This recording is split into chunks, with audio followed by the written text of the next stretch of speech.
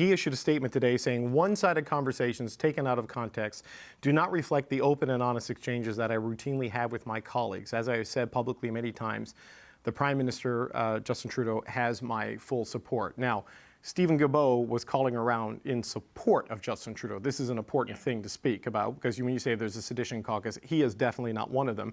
But what did Stephen Guilbeault and the Prime Minister's office and everyone say to you when you followed up with them on what you overheard?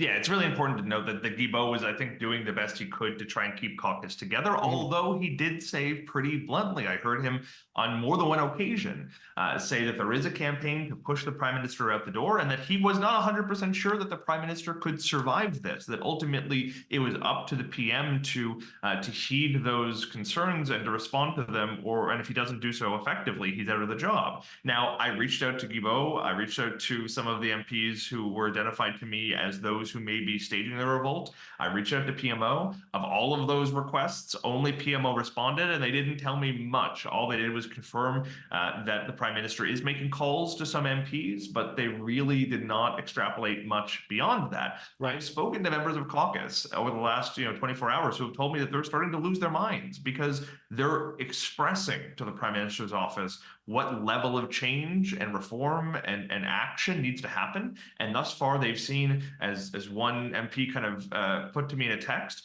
zero zilp, nada, zippo. Like he kept inventing new ways of saying zero, nothing at all. So I think people are starting to freak out a little bit. Okay, I want to get thoughts from you and Aaron, but I've also been talking to a lot of members of the Liberal caucus.